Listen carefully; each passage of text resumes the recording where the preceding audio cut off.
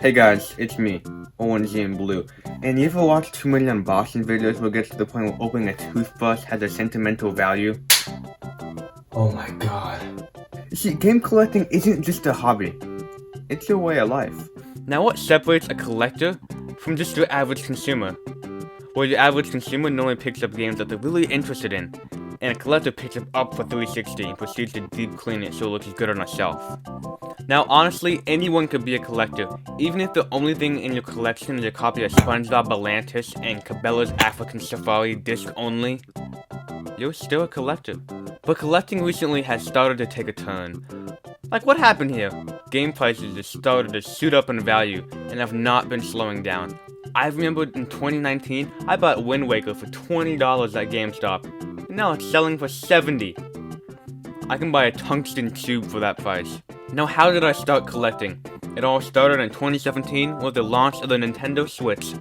Now, at this time, I had recently actually fallen off of gaming because all the kids in my middle school were just playing Madden and Call of Duty. But with the Switch being announced, this was the time I started my YouTube channel. I started watching all sorts of videos talking about gaming history. The first thing I bought was an Atari Flashback, because it was the only retro gaming thing on Amazon. What's going on, everyone? It's Orangienblue here, and today I'm going to be reviewing the Atari Flashback 7. And they've had a lot of these. Obviously, they've had 7. This is my setup in 2017. Nothing screams I'm an amateur more than stacking my games in the most inconvenient way possible. What's worse is the fact that my Wii games are just sitting in a wicker box off to the side. Also, I gotta love the cable management in the back. Then I decided I wanted to start collecting. After watching countless of videos online about which system I should start collecting first, I chose the GameCube. At this time, I didn't trust eBay, so I decided to buy it from GameStop.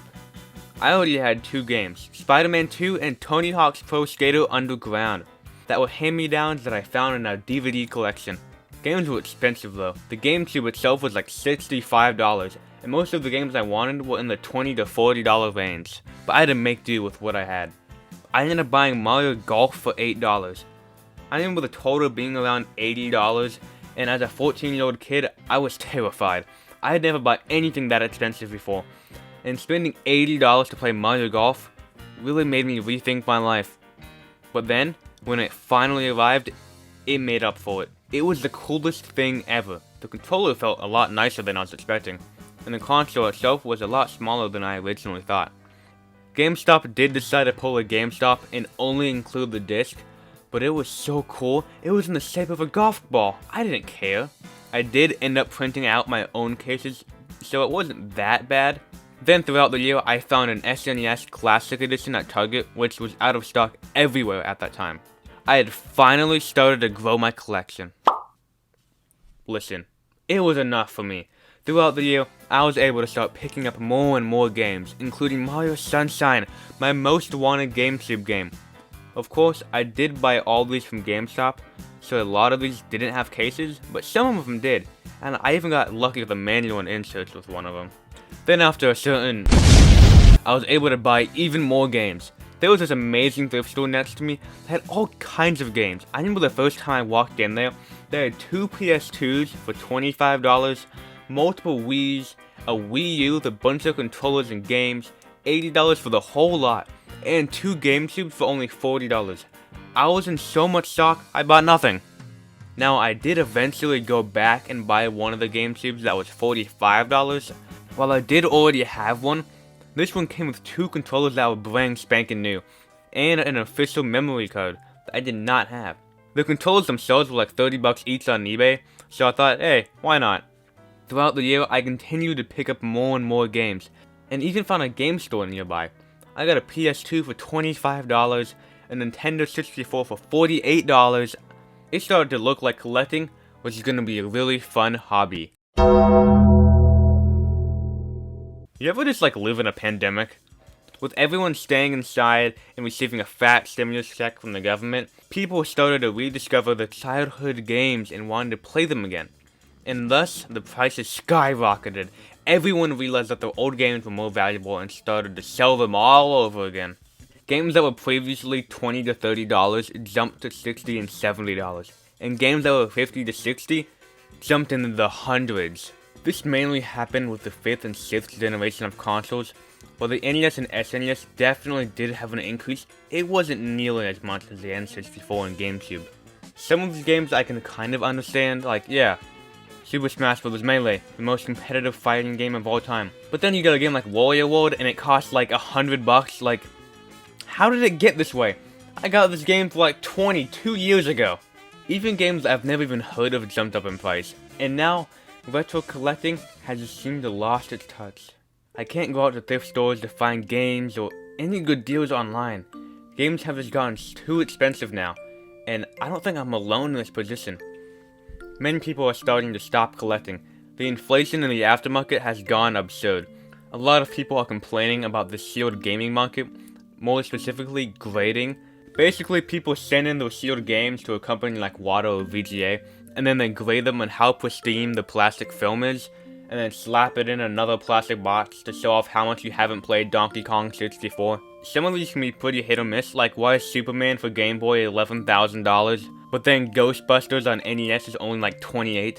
I also don't understand why anyone would buy graded games that are still in circulation.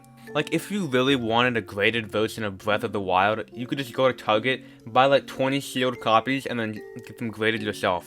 Now, I personally have nothing against people grading their own games. Like, if you already had an open copy, and you just wanted a cool little collectible as an investment, then I see no problem in it. But as time goes on, I start to wonder if the gaming market will eventually go back down. Should I sell the games I have now while the market is high, and then buy them again when it drops? Or just hold on to what I have now? This is a question a lot of people are having. So how do you start collecting? Many people believe in order to have a true collection, you need to have all the staples from a console's library. But that simply isn't true. If you don't want Zelda Wind Waker or Mario Kart 64, then don't buy those games. Don't spend hundreds of dollars on games you don't want just to say you have the big expensive game that everyone's talking about. If you want to collect every NHL game, then go collect every NHL game. If you only want to buy 3DS games, then only buy 3DS games. There's no rules to collecting. There have never been. I mainly collect the mainline Mario games and other various Nintendo IPs, but I have no interest in buying Paper Mario for $80. So I'm not buying Paper Mario for $80. The overpricing of games has really gotten out of control. Well, I don't even want to buy anything anymore. I feel like I've already gotten most of the games I've wanted. Yeah, I still want to buy all the Nintendo home and handheld systems, but I really don't need them. I can already play NES and SNES games on the Switch or in other various ways. Now, there's always going to be games that I want. I do want to have every 2D and 3D Mario game, and every Mario Kart game. And while I have gotten every 3D Mario game and have access to every 2D Mario game, I still don't have every Mario Kart. Double Dash is one of my most wanted games, and it's currently sitting at $70 to $80. But I just can't spend that kind of money on a 20-year-old game. So how do I start collecting on a budget? I would say stop looking at all the pricey games you want, and look at all the cheaper stuff. You can get a lot of stuff for a pretty decent price if you know where to look. I would suggest collecting for the original Xbox. Games for the system are dirt cheap. Even the main staples like Halo and Forza are only a couple bucks. Another system is the Wii. Now, you can normally find a Wii for like 20 to 30 bucks at like a Goodwill, but online it's gonna cost you around 40 to 50. And most games for the Wii are only like 5 to 10 bucks. So I would highly recommend collecting for the Wii now, before things start to pick up in a bit. Now, if we're talking handhelds, I suggest the 3DS. Now, the DS itself is actually still at a pretty decent price, but it has gone up quite a bit. So I would start collecting for the DS now, rather than later. But the 3DS, on the other hand, is in the prime for collecting. You can actually still get a lot of the mainline 3DS games in stores for like $10 to $20 each, and sometimes even cheaper. You can even find games for some older systems. They might not be as popular, but I still love buying the stupidest games I can find. For example, I recently got Sneak King, Sneak King, Sneak King, Sneak King, Sneak King, Sneak... Okay, so now that you have all your games, how should you treat them? I feel like this is a stupid question to ask. Like, I don't know, just don't smash your games. Sometimes when buying used games, they can come in some pretty bad conditions. Stickers, cracked cases, whatever the hell this is. I always make sure to clean my cases to make sure there's no sticker residue or anything else left on it. It just ends up looking really bad and attracts a lot of dirt and hair. On top of that, they end up sticking together, which ends up just making a mess. And sometimes, if I have to, I just completely replace the case. Displaying games is probably the most important thing about collecting. So once you're done playing a game, where do you put it? Well, you could put it in a CD case or a spindle like a sociopath, or you can just throw them on a bookshelf that holds God and almost anything but books, where you occasionally will walk by them and notice a logo on a spine. But of course, I always put my games next to the toothbrush.